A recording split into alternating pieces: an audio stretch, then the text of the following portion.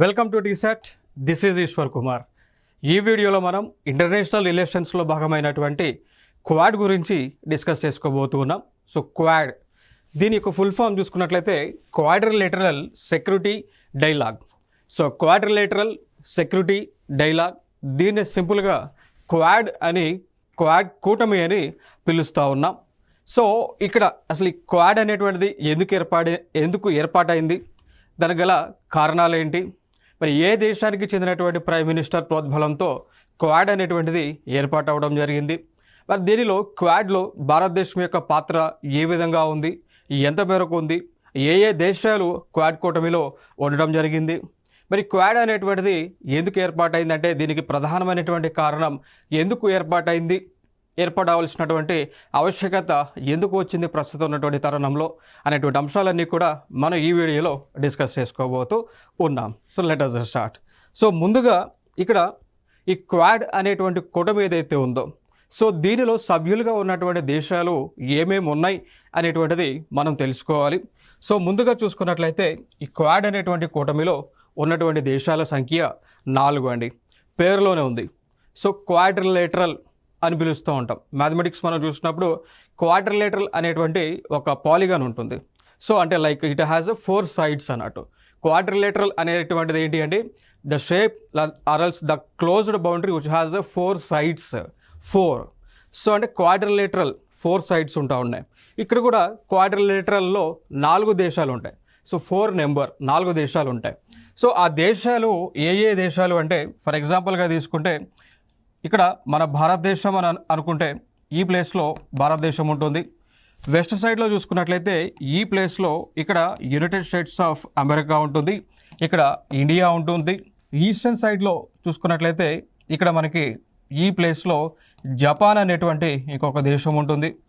ఇంకా ఈ సైడ్లో కింద చూస్తే ఇండియాకి కింద ఈ ప్లేస్లో చూసుకున్నట్లయితే ఇక్కడ ఆస్ట్రేలియా అనేటువంటి ఒక దేశం అయితే ఉంటా ఉంది. సో ఆస్ట్రేలియా అనేటువంటి దేశం. సో ఇక్కడ ఈ దేశాల 4 కనుక మనం జాయిన్ చేస్తే, ఈ దేశాలు 4 దేశాలు కనుక మనం జాయిన్ చేసినట్లయితే ఇక్కడ నుంచి ఈ విధంగా షేప్ అనేటువంటిది వస్తూ ఉంది. చూడవచ్చు, ఇదొక సైడ్, ఇదొక సైడ్, ఇదొక సైడ్ అండ్ ఇదొక సైడ్, 4 సైడ్స్ వస్తూ ఉన్నాయి. Okay, so closed polygon, closed boundary shape figure. So 4 sides వస్తూ ఉంది. సో అందుకోసం దీన్ని ఏమన్నామంటే క్వాడ్రిలేటరల్ సెక్యూరిటీ డైలాగ్గా పిలిచాం, క్వాడ్ కూటమిగా పిలిచాము. సో ఇక్కడ యుఎస్ఏ ఉంది, ఇండియా, ఆస్ట్రేలియా అండ్ జపాన్ 4 దేశాల కలయిక ఇక క్వాడ్ కూటమిగా ఏర్పాటు అవడం జరిగింది. దాని తర్వాత మరి క్వాడ్ కూటమి అనేటువంటిది ఎందుకు ఏర్పడింది అంటే ఇక్కడ మనం చూసుకున్నట్లయితే వరల్డ్ మ్యాప్లో మనం చూసుకున్నట్లయితే ఇండియాకి దగ్గరన మనకి ఇండియన్ ఓషన్ అనేటువంటిది ఉంటా ఉంది. సో ఇండియాకి దగ్గరలో ఇండియన్ ఓషన్, హిందూ మహాసముద్రం అనేటువంటిది ఉంటా ఉంది. ఇంకా దాని తర్వాత చూసుకున్నట్లయితే జపాన్కి, ఆస్ట్రేలియాకి, ఇటుపక్క ఉన్నటువంటి యుఎస్ఏకి మధ్యలో ఈ ప్రాంతంలో పసిఫిక్ మహాసముద్రం. సో ప్రపంచంలోనే అతిపెద్ద మహాసముద్రం అయినటువంటి పసిఫిక్ మహాసముద్రం ఉంటా ఉంది. సో ఈ ప్లేస్లో, సో ఈ ప్లేస్ అంతా కూడా సో పసిఫిక్ మహాసముద్రం అయితే ఉంటుంది. సో ఇక్కడ కూడా పసిఫిక్ మహాసముద్రమే ఉంటా ఉంది, పసిఫిక్ ఓషన్గా పిలుస్తూ ఉంటాం. సో ఇక్కడ సో ఇండియన్ ఓషన్ పైన, అదేవిధంగా పసిఫిక్ మహాసముద్రం పైన కంట్రోల్ చేయడానికి ఈ పసిఫిక్ సముద్రం నుంచి, అదేవిధంగా హిందూ మహాసముద్రం నుంచి ఈ దేశాలకు రావాల్సినటువంటి హక్కులు ఏవైతే ఉన్నాయో, ఈ దేశాలకు రావాల్సినటువంటి రిసోర్సెస్ ఏవైతే ఉన్నాయో వాటిని పొందటానికే ఈ దేశాలన్నీ కలిసి ఒక కూటమిగా ఏర్పాటు అవడం జరిగింది అండి. మరి ఎందుకు ఏర్పాటైన ఈ దేశాలు మాత్రమే ఎందుకు ఒక కూటమిలాగా ఏర్పాటైనవి అంటే ఈ దేశాలపైన చైనా అనేటువంటి ఒక దేశం ఆధిపత్యాన్ని ప్రదర్శిస్తూ ఉంది అండి. సో ఇక్కడ మనం చూడవచ్చు పసిఫిక్ మహాసముద్రంలోనే సౌత్ చైనా సీ, సో దక్షిణ చైనా సముద్రం అనేటువంటిది ఉంటా ఉంది అండి. సో ఇక్కడ పసిఫిక్ ఓషన్ దగ్గరనే దక్షిణ చైనా సముద్రం, దీన్ని సౌత్ చైనా సీగా పిలుస్తూ ఉంటాం. సో ఈ సౌత్ చైనా సీ పైన పూర్తి ఆధిపత్యం అంతా కూడా చైనా దేశం ప్రదర్శిస్తూ ఉంది అండి. ఇంకొక అంశం ఏంటి అంటే ఈ దక్షిణ చైనా సముద్రం పైన పూర్తి ఆధిపత్యం చైనా ప్రదర్శిస్తూ ఉంది. ఇంకొక చెప్పుకోవాలి అంటే ఇక్కడ పసిఫిక్ మహాసముద్రాన్ని కూడా కంట్రోల్ చేసేటువంటి ఆలోచనల్లో చైనా చేస్తూ ఉంది. హిందూ మహాసముద్రాన్ని దానితో పాటు పసిఫిక్ సముద్రాన్ని కూడా కంట్రోల్ చేసేటువంటి ఆధిపత్యం చేసేటువంటి ఆలోచనలో చైనా దేశం కనిపిస్తూ ఉంది. సో అందుకోసం ఆ చైనా దేశాన్ని కట్టడి చేయడానికే ఈ దేశాలన్నీ కూడా 4 దేశాలన్నీ కూడా ఏకమవడం జరిగింది అండి. ఓకేనా. సో ఎందుకు ఈ క్వాడ్ అనేటువంటి కూటమి ఏర్పాటు అయింది అంటే చైనా దేశం ఏదైతే సౌత్ చైనా సీ పైన ఆధిపత్యాన్ని ప్రదర్శిస్తూ క్రమేపీ హిందూ మహాసముద్రం కావచ్చు, పసిఫిక్ మహాసముద్రం కావచ్చు, వీటిపైన ఆధిపత్యాన్ని ప్రదర్శిస్తున్నటువంటి సందర్భాన ఆ దేశాన్ని కట్టడి చేయడానికి ఈ దేశాలు వారి యొక్క హక్కులను పొందడానికే ఈ యొక్క క్వాడ్ అనేటువంటి కూటమిని ఏర్పాటు చేసుకోవడం జరిగింది. ఇది మెయిన్ ఎజెండా. సో ఉన్నటువంటి దేశాలు India, USA, Japan and Australia అయితే ఈ దేశాలు సభ్యులుగా ఉండడం జరిగింది. Main reason free, open and prosperous Indo Pacific region అండి. సో అంటే ఈ పసిఫిక్ మహాసముద్రం కానీ, హిందూ మహాసముద్రం కానీ, ఈ ప్రాంతాలలో ఎకనామిక్ అంశాలు, ఆర్థికపరమైనటువంటి అంశాలు, ట్రాన్స్పోర్టేషన్ రవాణాపరమైనటువంటి అంశాలు, ట్రేడ్ వ్యాపార సంబంధమైనటువంటి అంశాలు పైన వీళ్ళందరికీ కూడా యాక్సెస్ ఉండే విధంగా తగు చర్యలు తీసుకోవడానికి కూటమి అనేటువంటిది ఏర్పాటు అవ్వడం జరిగింది. ఇక దాని తర్వాత చూసుకున్నట్లయితే అసలు క్వాడ్ అనేటువంటి ఒక కూటమి ఏర్పాటు అవ్వాలి అని ముందుగా ప్రపోజల్ పెట్టినటువంటి వ్యక్తి జపాన్ దేశానికి చెందినటువంటి ప్రైమ్ మినిస్టర్ షింజో అబే గారు.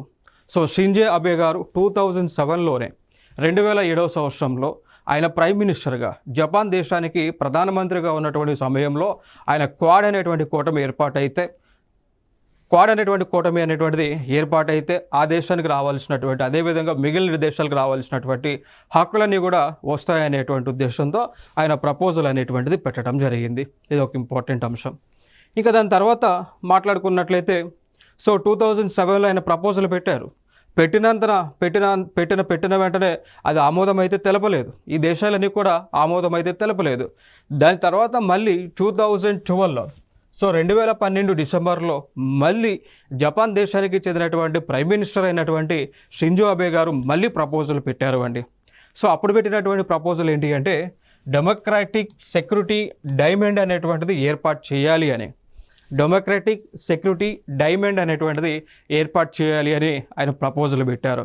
సో మనం చూడవచ్చు ఇక్కడ ప్రపోజల్లో డెమోక్రాటిక్, ఇప్పుడు నేను ఏదైతే దేశాలు చెప్తా ఉన్నానో, ఫర్ ఎగ్జాంపుల్ ఇక్కడ ఉన్నటువంటి జపాన్ అనేటువంటి దేశం కానీ, ఆస్ట్రేలియా అనేటువంటి దేశం కానీ, యునైటెడ్ స్టేట్స్ ఆఫ్ అమెరికా అనేటువంటి దేశము కానీ, దాని తర్వాత మన భారతదేశము కానీ, ఈ 4 దేశాలు కూడా ఈ దేశాలలో ప్రజాస్వామ్యం, డెమోక్రసీ అనేటువంటిది ఉంటా ఉన్నది. సో ఈ 4 దేశాల్లో కూడా డెమోక్రసీ అనేటువంటిది, ప్రజాస్వామ్యం అనేటువంటిది ఉన్నటువంటి దేశాలు అన్నమాట. సో అందుకోసమే డెమోక్రటిక్ అనేటువంటి పదాన్ని వాడారు. దాని తర్వాత సెక్యూరిటీ అనేటువంటి పదాన్ని ఎందుకు వాడారు అంటే ఈ దేశాలకు సంబంధించినటువంటి భద్రతకు సంబంధించినటువంటి అంశాలు కాబట్టి సెక్యూరిటీ అనేటువంటి ఒక పదాన్ని వాడారు. ఇక దాని తర్వాత ఈ డైమండ్ అనేటువంటి పదాన్ని ఎందుకు వాడారు అంటే మనకి డైమండ్ షేప్ చూడొచ్చు. వజ్రం యొక్క ఆకారం ఏ విధంగా ఉంటుంది అంటే ఇంచుమించుగా రాంబస్, ఈ విధంగా డైమండ్ యొక్క ఆకారం అనేటువంటిది ఉంటా ఉంది, రాంబస్ యొక్క షేప్ అనమాట. సో ఈ దేశాలన్నింటినీ కూడా వరల్డ్ మ్యాప్లో, ఈ 4 దేశాలన్నింటినీ కూడా ప్రపంచ మ్యాప్లో మనం వాటిని ప్లాట్ చేస్తే ఆ దేశాలను మనం జాయిన్ చేస్తే వచ్చేటువంటి షేప్ కూడా, ఆకారం కూడా ఈ విధంగానే ఉంటుంది. సో డైమండ్ రూపంలో లేదా రాంబస్ రూపంలో ఈ విధంగా ఉంటుంది. సో అందుకోసమే ఆయన డెమోక్రటిక్ సెక్యూరిటీ డైలాగ్ అనేటువంటి పేరుని ప్రపోజ్ చేయడం జరిగింది 2012లో. ఎవరండి? జపాన్ దేశానికి చెందినటువంటి ప్రైమ్ మినిస్టర్ అయినటువంటి, అంటే ప్రజెంట్ ప్రైమ్ మినిస్టర్ కాదు, మాజీ ప్రైమ్ మినిస్టర్ అయినటువంటి షింజో అబే గారు ప్రపోజ్ చేశారు. మరి అది సక్సెస్ అయిందా అంటే అవలేదండి. సో 2012లో ప్రపోజ్ చేసింది కూడా ఫెయిల్ అవటం జరిగింది. సో ఈ దేశాలన్నీ కూడా ముందుకు రాలేదు. సో అందుకోసం అది ఫెయిల్ అవటం జరిగింది.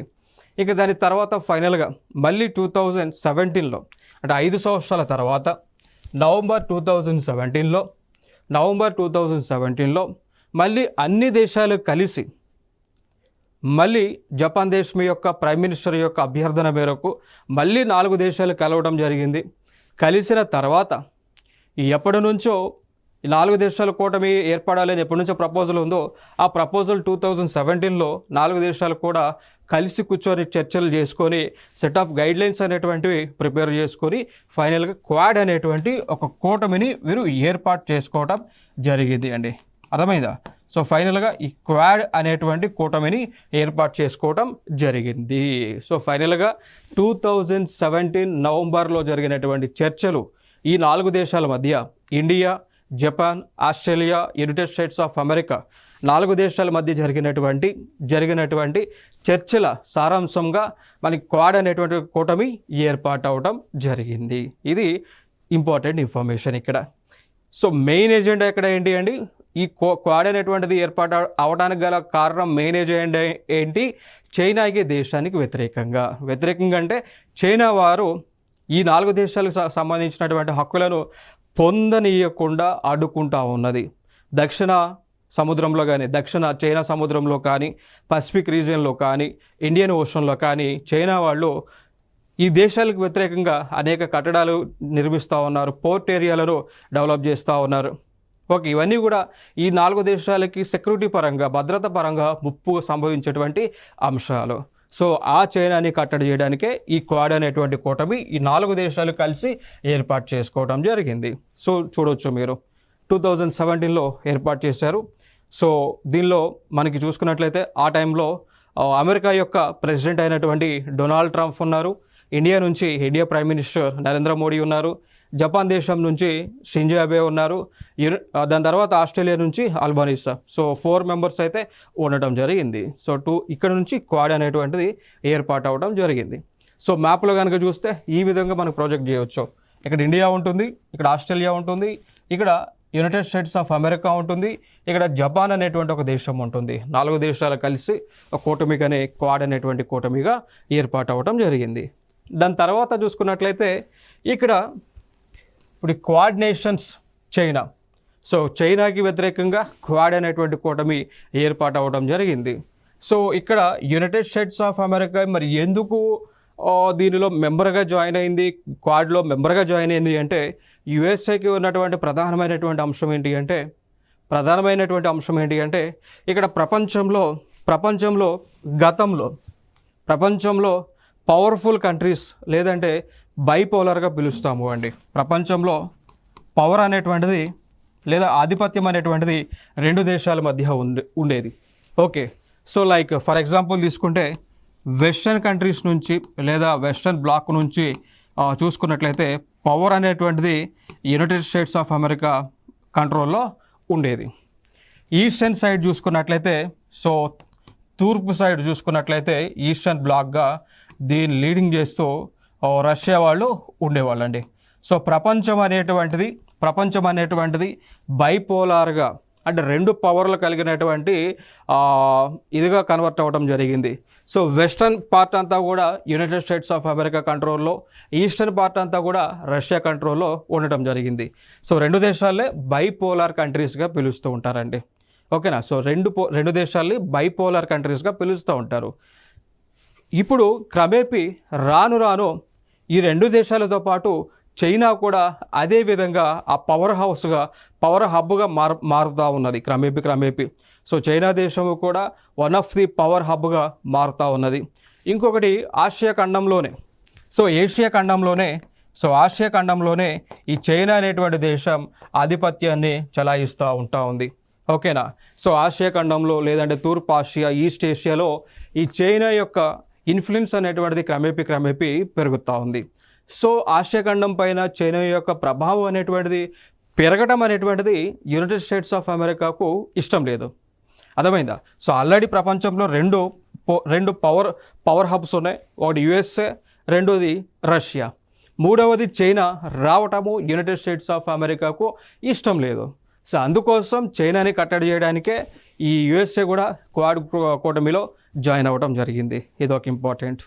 నెక్స్ట్ దాని తర్వాత చూసుకున్నట్లయితే మరి ఆస్ట్రేలియా అనేటువంటి ఒక దేశం మరి ఎందుకు ఇక కూటమిలో జాయిన్ అయ్యింది అంటే కారణం ఏంటి అంటే చైనా దేశము ఆస్ట్రేలియాలో ఉన్నటువంటి ప్రాంతాలని కూడా కబ్జా చేసేటువంటి ఆలోచన చేస్తూ ఉంది.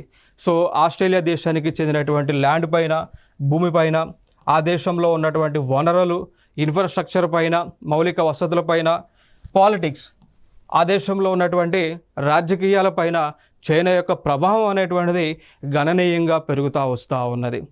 సో అందుకోసమే చైనా యొక్క ప్రభావాన్ని కట్టడి చేయడానికి ఈ ఆస్ట్రేలియా కూడా క్వాడ్ అనేటువంటి గ్రూప్లో జాయిన్ అవ్వడం జరిగింది. ఇది ఒక ఇంపార్టెంట్ ఇన్ఫర్మేషన్. ఇంకా దాని తర్వాత మనం చూసుకున్నట్లయితే మరి జపాన్ అనేటువంటి ఒక దేశము కూడా ఈ గ్రూప్లో జాయిన్ అవ్వటం జరిగింది. కారణం ఏంటి అంటే ఇక్కడ మనం ఏదైతే మాట్లాడుకున్నామో ఏం మాట్లాడుకున్నాం, దక్షిణ చైనా సముద్రం గురించి ఏమంటామండి, సౌత్ చైనా సీ అంటాం. సో దీనిపైన ఆధిపత్యం అనేటువంటిది క్రమేపీ చైనా యొక్క ఆధిపత్యం అనేటువంటిది పెరుగుతూ వస్తూ ఉన్నది. బట్ ఈ నీటిపైన, ఈ సముద్రం పైన, ఈ యొక్క వాటర్ పైన జపాన్ దేశానికి కూడా హక్కు అనేటువంటిది ఉంది. మరి ఈ వాటర్ పైన జపాన్ ఏదైతే హక్కు ఉందో దానిని వినియోగించుకోకుండా చైనా అడ్డుకుంటా ఉంది. సో అందుకోసమే జపాన్ దేశము కూడా క్వాడ్ అనేటువంటి కూటమిలో జాయిన్ అవ్వటం జరిగింది. ఇంకా దాని తర్వాత మనం చూసుకున్నట్లయితే మరి ఇండియా ఎందుకు జాయిన్ అయింది, ఇండియా క్వాడ్లో ఎందుకు జాయిన్ అయింది మనందరూ తెలుసు. ఎప్పటి నుంచో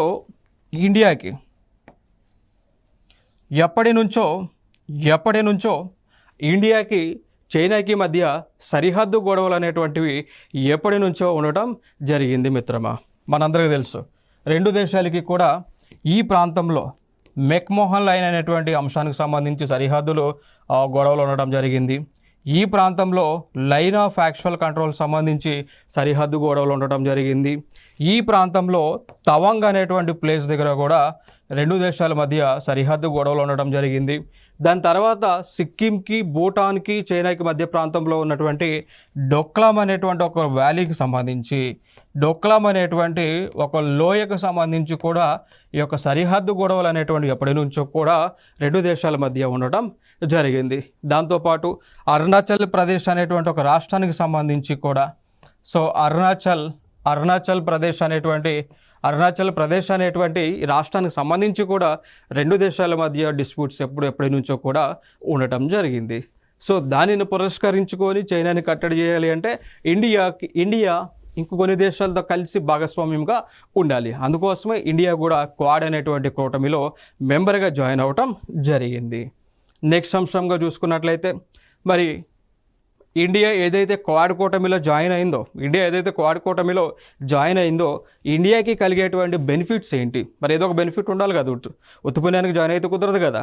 సో ఇండియాకి కలిగేటువంటి బెనిఫిట్స్ ఏంటి అంటే, ఏదైనా కానీ భవిష్యత్తులో ఇండియాకి చైనాకి మధ్య యుద్ధం కనుక సంభవిస్తే, చైనాకి మధ్య యుద్ధం అనేటువంటిది సంభవిస్తే భవిష్యత్తులో ఆ సమయంలో ఖచ్చితంగా ఈ క్వాడ్ అనేటువంటి అగ్రిమెంట్ ద్వారా భారతదేశానికి యునైటెడ్ స్టేట్స్ ఆఫ్ అమెరికా, అదేవిధంగా ఆస్ట్రేలియా అనేటువంటి ఒక దేశం, అదేవిధంగా జపాన్ అనేటువంటి ఒక దేశం సపోర్ట్ చేయాల్సి ఉంటుంది క్వాడ్ అగ్రిమెంట్ ప్రకారం. సో ఇది ఒక బెనిఫిట్గా మనం చెప్పుకోవచ్చు. సో రెండు దేశాల మధ్య ఎప్పుడైనా కానీ వార్ సిచ్యువేషన్ వచ్చినా కానీ, ఇంకేదైనా ఇష్యూస్ వస్తే కానీ, వచ్చినటువంటి సమయంలో ఈ మిగిలినటువంటి మూడు దేశాలు కూడా భారతదేశం వైపే నిలబడాల్సి ఉంటుంది క్వాడ్ అనేటువంటి ఈ క్వాడ్లో చేసుకున్నటువంటి ఒక అగ్రిమెంట్ ద్వారా. దాని తర్వాత ఇంకొక అంశం మనం చూసుకున్నట్లయితే ల్యాండ్ గ్రాబ్ అటెంప్ట్స్ అండి. సో ఇక్కడ ఈ ఒక పక్క పాకిస్తాన్ వాళ్ళు కానీ, ఒక పక్క చైనా వాళ్ళు కానీ భారతదేశానికి చెందినటువంటి ల్యాండ్ ఏదైతే ఉందో, సో ఫర్ ఎగ్జాంపుల్ ఇది ఇండియా మ్యాప్ అనుకుంటే, ఈ ప్రాంతంలో, సో ఈ ఏరియాని పాకిస్తాన్ కబ్జా చేయాలని చూస్తూ ఉంది. ఇక్కడ ఉన్నటువంటి ప్రాంతాన్ని చైనా దేశం కబ్జా చేయాలని చూస్తూ ఉంది. మరి ఇట్లాంటి సిచ్యువేషన్ జరుగుతూ ఉంది కాబట్టి దీన్ని మనం కట్టడి చేయాలి అంటే ఇట్లా క్వాడ్ అనేటువంటి గ్రూప్ యొక్క సపోర్ట్ అనేటువంటిది నీడ్ ఉంది. సో ఇక్కడ ఈ సిచ్యువేషన్ ఉన్నా కానీ క్వాడ్ అనేటువంటి గ్రూప్లో ఉన్నటువంటి దేశాలు భారతదేశం వైపు నిలబడతాయి కాబట్టి, సో ఇదొక అడ్వాంటేజ్గా మనం మాట్లాడుకోవచ్చు అండి. దాని తర్వాత ఇంకొక అంశం ఏంటి, multipolar world regional super power. So Asia ఖండంలో చైనా అనేటువంటి దేశం ఆధిపత్యాన్ని చెలాయిస్తూ ఉంది.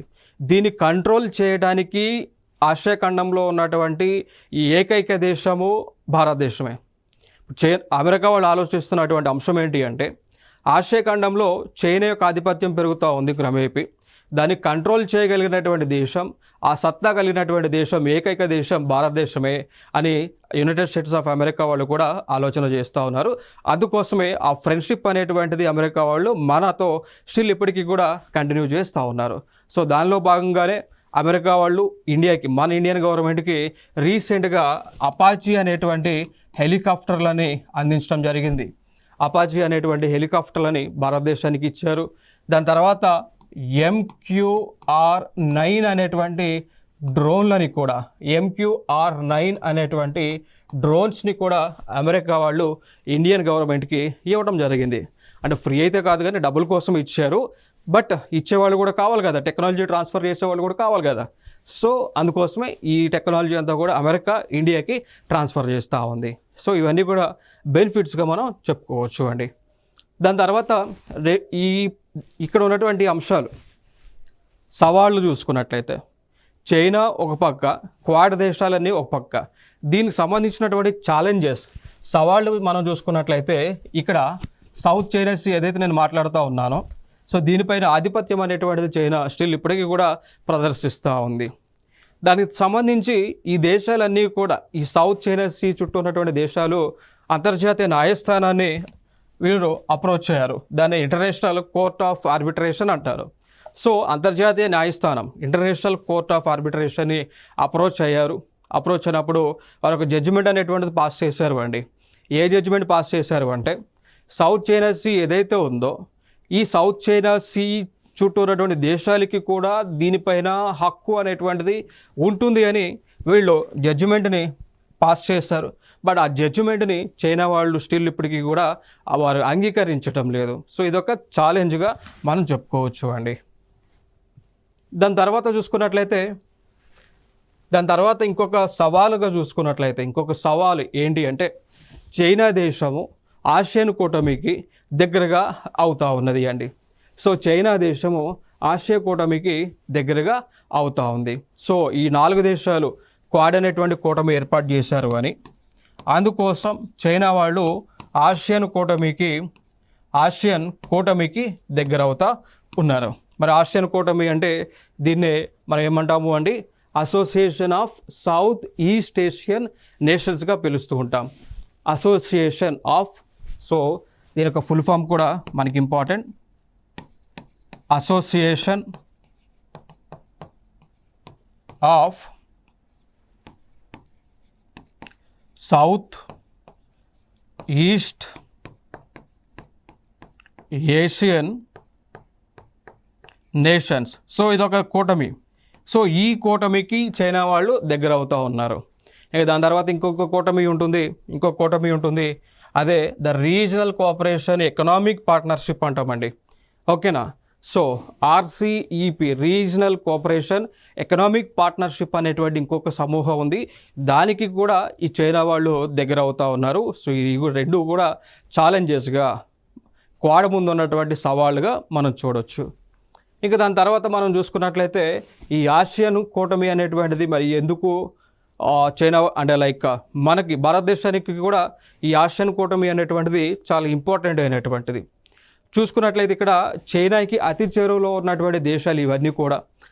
ఫర్ ఎగ్జాంపుల్గా తీసుకుంటే ఇక్కడ ఉన్నటువంటి మయన్మార్ అనేటువంటి దేశం, థాయిలాండ్ అనేటువంటి దేశం, సింగపూర్ కానీ, Malaysia, Cambodia, Philippines, Laos, Vietnam, Brunei, Indonesia, ఇవన్నీ కూడా ఈ దేశాలన్నింటినీ కూడా కలిపి association of South East Asian nations అనేటువంటి ఒక గ్రూప్ని ఏర్పాటు చేసుకున్నారు కదా. సో వీటి దగ్గరికి చైనా వాళ్ళు పోతూ ఉన్నారు. సో అది క్వాడ్ గ్రూప్కి ఒక సవాల్గా మారుతూ ఉంది. నెక్స్ట్ అంశం, సో ఇంకొక అంశం చూసుకున్నట్లయితే economic power of China.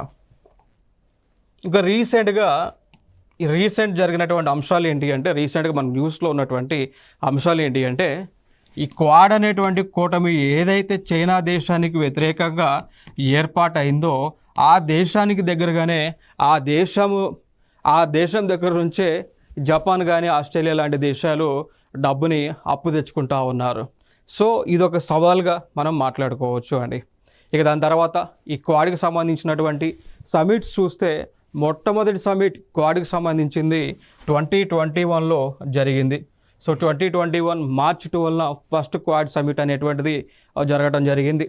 So March 12, 2021 ఈ ఫస్ట్ క్వాడ్ సమిట్ అనేటువంటిది జరగడం జరిగింది. రెండవది మనం మాట్లాడుకున్నట్లయితే సెప్టెంబర్ 2021 యునైటెడ్ స్టేట్స్ ఆఫ్ అమెరికాలో జరిగింది మొట్టమొదటి క్వాడ్. మూడవది చూసుకున్నట్లయితే జపాన్ దేశంలో, నాలుగవది జపాన్లో, ఐదవది యునైటెడ్ స్టేట్స్ ఆఫ్ అమెరికాలో. సో సెప్టెంబర్ 21న క్వాడ్ అనేటువంటి సమిట్ యునైటెడ్ స్టేట్స్ ఆఫ్ అమెరికాలో జరిగింది, ఐదవది. ఆరవది మాత్రం నెక్స్ట్ ఇయర్ 2025లో ఇండియాలో జరగబోతూ ఉంది. సో డేట్స్ అయితే ఇంకా అనౌన్స్ చేయలేదు. సో ప్రస్తుతానికి ఈ క్వాడ్ సమిట్లు ఇప్పటి వరకు 5 సమిట్స్ అయితే జరగడం జరిగింది. సో 5 మాత్రమే జరిగినాయి. సో 6th ఇండియాలో జరగబోతూ ఉంది. So 6th summit very important. 6th summit, so 6th quad summit అనేటువంటిది చాలా ఇంపార్టెంట్. కారణం ఏంటి అంటే భారతదేశము ఆతిథ్యం ఇవ్వబోతూ ఉంది కాబట్టి సో వీటిపైన క్వశ్చన్స్ అనేటువంటివి రావడానికి చాలా పాసిబిలిటీ అనేటువంటిది ఉన్నది. ఈవెన్ మొన్న రీసెంట్గా DGPSC వారు నిర్వహించినటువంటి ఎగ్జామ్స్లో కూడా కొన్ని క్వశ్చన్స్ అడిగారు క్వాడ్కి సంబంధించి. ఏమని క్వశ్చన్స్ అనేటువంటివి అడిగారు అంటే ఈ క్వాడ్కి సంబంధించినటువంటి అడిగినటువంటి క్వశ్చన్స్ ఏంటి అంటే ఈ క్రింది వానిలో ఏ దేశము క్వాడ్ సమూహంలో సభ్యునిగా ఉంది అనేటువంటి అంశాన్ని మొన్న రీసెంట్గా జరిగినటువంటి DGPSC ఎగ్జామ్స్లో ప్రిలిమ్స్లో అడగటం జరిగింది. ఓకేనా? సో మనకు గుర్తుపెట్టుకోగలం 4 దేశాలు. సో క్వాడ్లో ఉన్నటువంటి దేశాలు భారతదేశంతో పాటు జపాన్ అనేటువంటి ఒక దేశం, ఆస్ట్రేలియా అనేటువంటి ఒక దేశం, యునైటెడ్ స్టేట్స్ ఆఫ్ అమెరికా అనేటువంటి దేశం. ఇక ఫ్యూచర్లో అడగడానికి స్కోప్ ఉన్నటువంటి ఏరియాస్ చూసుకున్నట్లయితే క్వాడ్ అనేటువంటి సమిట్ అంటే నెక్స్ట్ 2025కి ఏ దేశం ఆతిథ్యం ఇవ్వబోతా ఉన్నది అనేటువంటిది ఇక్కడ ఇంపార్టెంట్. సో భారతదేశం ఆతిథ్యం ఇవ్వబోతా ఉన్నది అండి. ఓకే, సో చూడవచ్చు ఇక్కడ. ఇంకా ఫర్దర్గా ఈ క్వాడ్కి సంబంధించి ప్రీవియస్ టైమ్స్లో అడిగినటువంటి క్వశ్చన్స్ చూద్దాం ఇక్కడ. So the quadrilateral Security dialogue group consist of India, USA, Japan and Australia. Okay, so among the following, what is the common among all the quad countries అండి? సో ఇక్కడ ఏమన్నారు అంటే క్వాడ్ సమూహంలో భారతదేశము, USA, జపాన్ మరియు Australia ఉన్నాయి. క్రింది వాటిలో అన్ని క్వాడ్ దేశాలలో సాధారణమైనటువంటి అంశం ఏంటి అని అడుగుతా ఉన్నారు అండి. అంటే 4 దేశాల్లో కామన్గా ఉన్నటువంటిది ఏంటి అనేటువంటి క్వశ్చన్ అడిగారు. ఇది ప్రీవియస్ ఇయర్ క్వశ్చన్ అండి. ఇది ఒక ప్రీవియస్ ఇయర్ క్వశ్చన్ క్వాడ్కి సంబంధించి అడిగిన దానిలో. సో స్టేట్మెంట్స్లో 1 చూస్తే all are Asian member states అండి. అంటే అన్ని దేశాలు కూడా ఆసియన్ మెంబర్స్ అని అంటూ ఉన్నారు. మరి అవునా కాదా? రెండవది they are democratic countries and have similar maritime interest అండి. సో రెండో ఆప్షన్ ఏంటి అంటే ఈ 4 దేశాలన్నీ కూడా ప్రజాస్వామ్యబద్ధమైనటువంటి దేశాలు. 4 దేశాలకి కూడా సేమ్ ఇండో పసిఫిక్ మహాసముద్రం పైన 4 దేశాలకి కూడా ఇంట్రెస్ట్ అనేటువంటిది ఉంది అంటూ ఉన్నారు రెండో దానిలో. మూడవ స్టేట్మెంట్ చూసుకున్నట్లయితే సార్క్ కంట్రీస్ అంటూ ఉన్నారండి. SAARC countries, south Asian association of regional cooperation countries, ఈ 4 దేశాలు అంటున్నారు. మరి అవునా కాదా? నాలుగవది ఆల్ ద అబో, అన్ని స్టేట్మెంట్స్ సరైనవి అని అంటూ ఉన్నారు. సో ఆన్సర్ ఏమై ఉండొచ్చండి? What might be the answer? Yes, exactly second is the answer. So ఈ 4 దేశాలు కూడా డెమోక్రటిక్ కంట్రీస్ అండి. 4 దేశాలు కూడా డెమోక్రటిక్ కంట్రీస్, ప్రజాస్వామ్యబద్ధంగా ఏర్పడినటువంటి దేశాలు. 4 దేశాలకు కూడా ఉన్నటువంటి ఒక ఆలోచన ఏంటి అంటే ఇండో పసిఫిక్ రీజియన్ పైన, సో ఇండో పసిఫిక్ రీజియన్ పైన ఆధిపత్యాన్ని చెలాయించడం, దాంతోపాటు వాటిపైన హక్కులను పొందేటువంటి ఉద్దేశంతో ఈ క్వాడ్ అనేటువంటి కూటమి ఏర్పాటు అవటం జరిగింది అండి. ఓకేనా? సో ఇంకొక అంశం so which countries are not included in the quad group? So quad గ్రూప్లో కానటువంటి దేశాలు ఏవని అడిగారు. సో సింపుల్ క్వశ్చన్ ఆల్రెడీ మనం డిస్కస్ చేసి ఉన్నాం. So 1 USA, 2 Australia, 3 Russia and 4 India. So ఏ దేశాలు కానివి. సో దీనికి ఆన్సర్ రష్యా. సో రష్యా అనేటువంటి దేశం క్వాడ్లో సభ్యులుగా లేవండి. ఓకే, సో ఇది క్వాడ్కి సంబంధించినటువంటి అంశాలు. సో నెక్స్ట్ వీడియోలో ఇంకొక అంశంతో మీ ముందుకు రావడం జరుగుతుంది. Thank you so much.